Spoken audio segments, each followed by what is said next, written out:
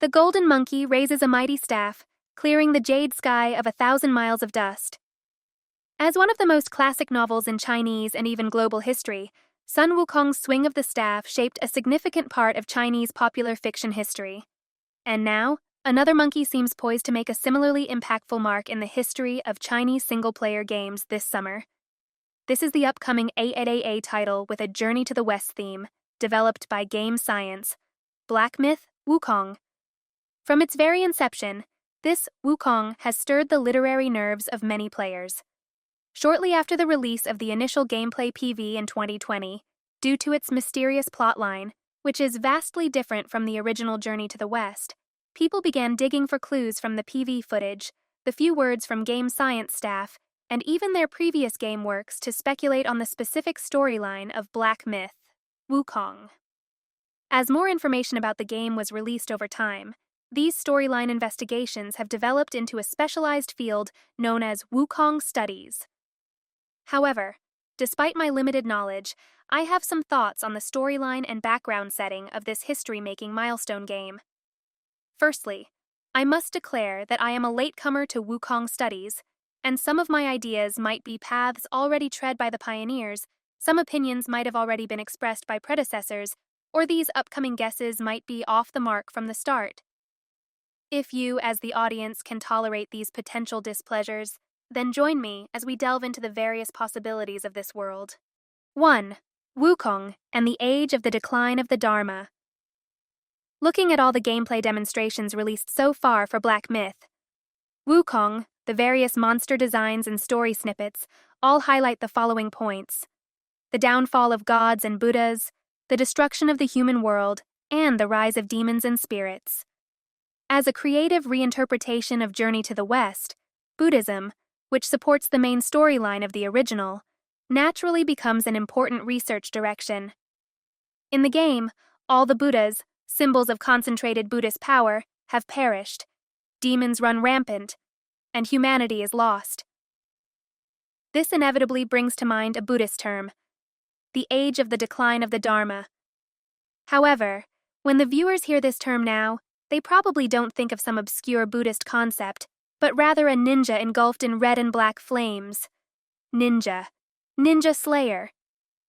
As a classic work of cyberpunk, Ninja Slayer often quotes various Buddhist terms in its text, such as karma and retribution, or the impermanence of all things.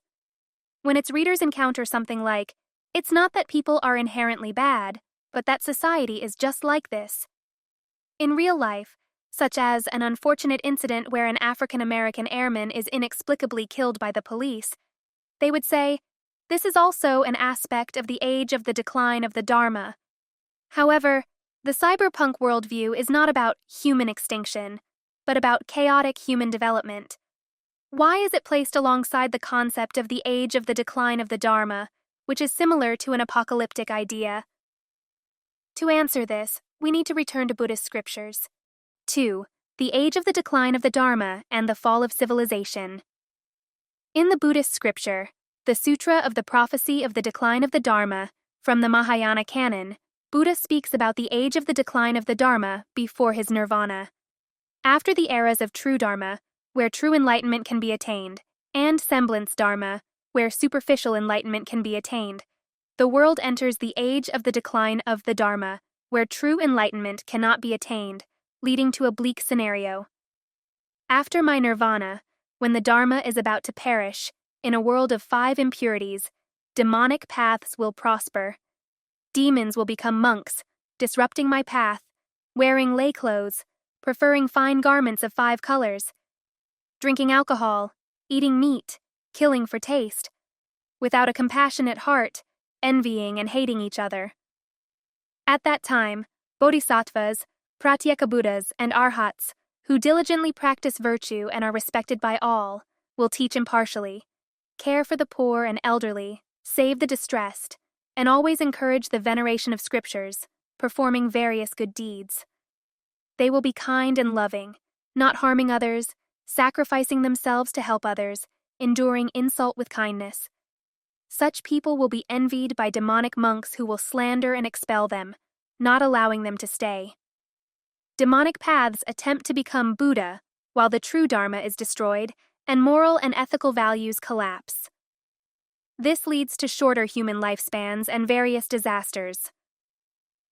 When the Dharma is about to perish, at that time the heavens will weep, there will be floods and droughts, crops will not ripen, plagues will spread, many will die, people will suffer, officials will act against reason, and everyone will seek chaos.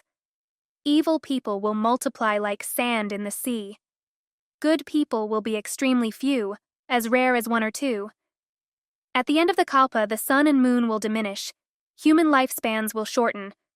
At 40, one's hair will turn white, men will indulge in lust, exhausting their energy and dying young, or living to 60. Men's lifespans will be short, while women will live longer, up to 70, 90, or even 100 years. Suddenly, a great flood will come without warning. People will not believe it, thinking it a constant occurrence. Various beings, regardless of their status, will drown, floating and drifting, becoming food for fish and turtles. People fall completely into evil. Society enters a state of chaos. And only the establishment of the next Buddha, Maitreya, will end this chaotic world.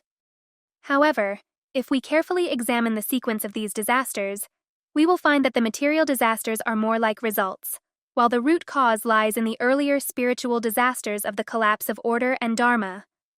This view that spiritual disasters are worse than material disasters is also reflected in Confucianism, another pillar of traditional Chinese culture and a source for Journey to the West.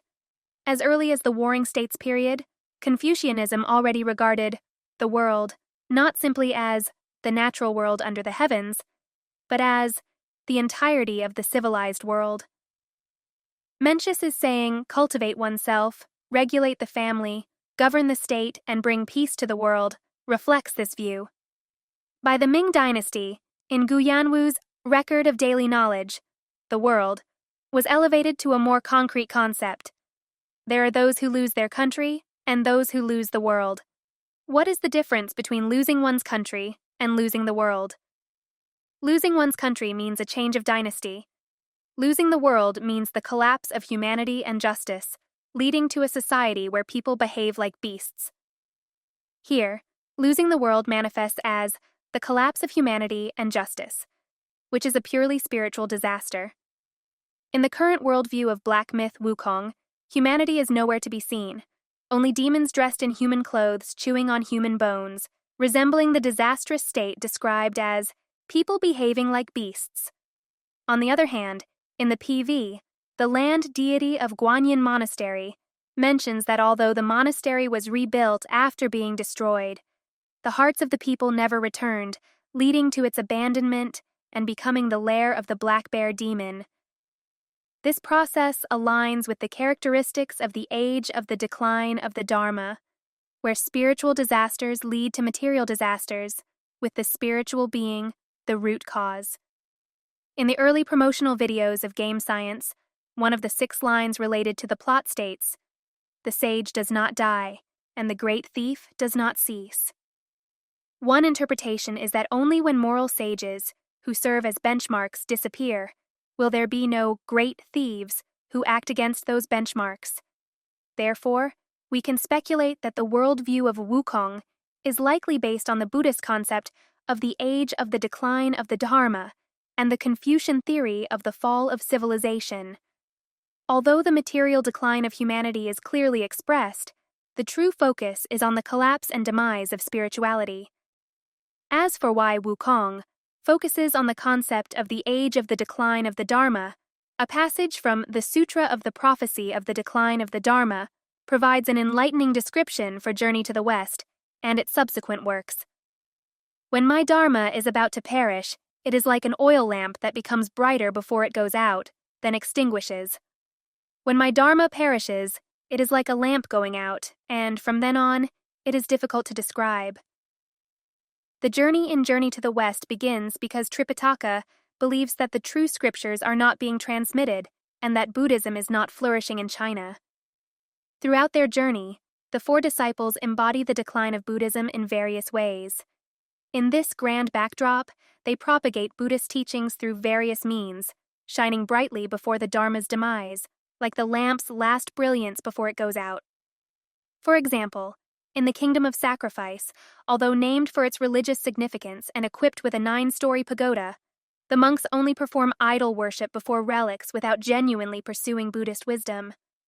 Once the relics are stolen, the monks lose their freedom, and the temple loses its vitality. Even though the disciples restore the pagoda's glory after defeating the demons, it is just a layer of gold on a clay statue, and the true Dharma that can be passed down through generations is gone.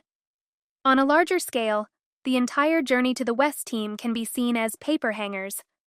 While the journey itself is a grand event that reasserts Buddhist influence, the last light will fade as the disciples attain enlightenment and leave the mortal realm. In a post-Journey to the West world without the ability to regenerate, the inevitable destruction of the Dharma in the age of the decline of the Dharma is a foreseeable conclusion. However, I was once so old, now I am in my prime. This destruction might just be the beginning of the game. As for how the Heavenly Mandate Man will reshape destiny, stay tuned for the next installment.